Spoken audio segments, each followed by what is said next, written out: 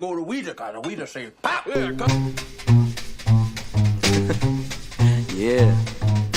Half a pound of tuppenny rice, half a pound of treacle. That's the way the money goes. Pop goes the weasel.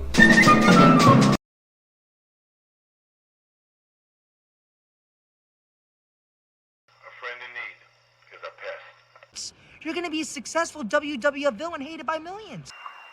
I know there's going to be some wrestlers that are probably going to not like the things I've said, that I talk too much about the business, that I smarten people up too much. Well, if they want to continue to go on and lie, they can. They should understand the magic show is over. You know how we do our tricks. And the only thing I can say is, God bless our memories, and God bless America. Go to Weasel, and Weasel say, pop! I think one of the dumbest things that was done at WCW, when they signed that guy, Mr. P, Master P. Now, I don't know anything about rap music. I listen to sports talk radio, and I like middle-of-the-road music. But I can't understand rap. It's not my kind of beat or music. But I guess the kids like it. And they gave this guy millions. Now he'd come out and people would boo him. Oh yeah. They hated him. And then they worked a little thing with Kurt Hennig and Barry Windham. They were singing Rap is Crap. Yeah. And they were country and western good old boys. And they were heels. Yeah. But the people loved them. Master P, who was supposed to be babyface, people hated. And I guess he guaranteed Bischoff, he's from New Orleans, if you just announce I'm going to be here at the Superdome, place will sell out. I think it dropped 10,000 people. I couldn't understand that. And he didn't want any yellow M&Ms in his room. That was one of his stipulations. Master P. Master P. Go to Weasel, and Weasel say, pop! I'll say another thing that was done at our company. Remember when Ernest Mello the Cat would come out and do his Please Please James Brown impersonation with the cape and everything, and with the shoes? Well, it was cute, and people liked it. Somebody got the idea to have the real James Brown come to the Cow Palace in San Francisco. So what WCW does, the only reason you're in business is to do two things. One thing is to draw money, and you do that by increasing your ratings so you can sell more ad time, or you draw money by putting more people in the seats. That's our objective. It's the only way anybody's in business. It's the only reason you're in business. They have James Brown, they get him for 10 grand for one night. They bring out, first of all, when the time comes for the thing, they bring out a James Brown impersonator. People know it's not James Brown. Because, Cat, I'm going to have my buddy James Brown here. He brought this guy out and it wasn't James Brown. Then a couple minutes later, through the curtain, here comes the real James Brown. He gets in the ring, does a little dance, Cat's kind of amused, kind of astonished. The real James Brown is here. That was it. Now, if you were a promoter or a booker or a writer and knew what you were doing in this business, the average moron would have told you, you announce you're going to have James Brown. You have James Brown get to town that day early, or you get some sound bites from him that you can give on all the radio stations around town. Hi, this is the Godfather of Soul, James Brown. I'll be at the Cow Palace, getting down with Ernest the Cat Miller, February 10, 19, whatever it is. You be there. And, something like that. I could produce that. I bought 2 silk screens from George Silk. And I could produce that. But wouldn't you think they'd do that? Yeah. Their idea was, Eric's was, I want the people, if they miss it, someone will tell them about it, and then, damn it, next time they'll buy that pay-per-view. No.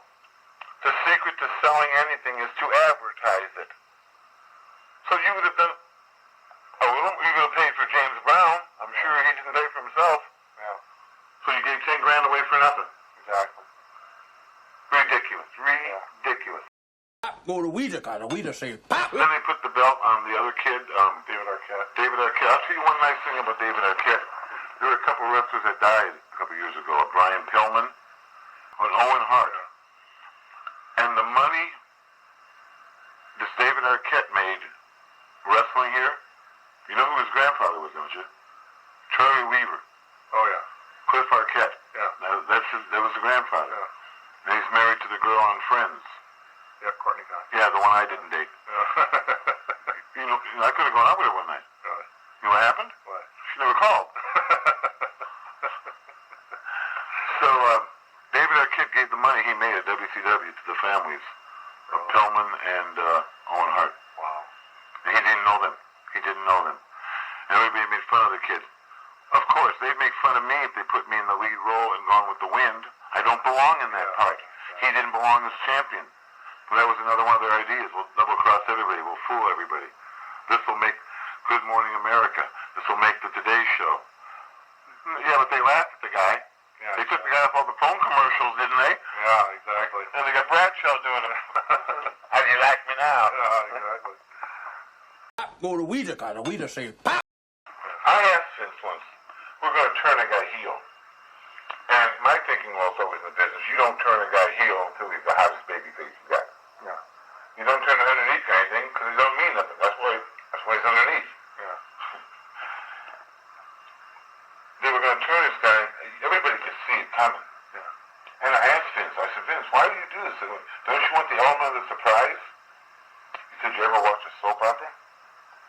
He says, they'll drag it out for a year. Yeah. And you know it's going to happen, but what happens?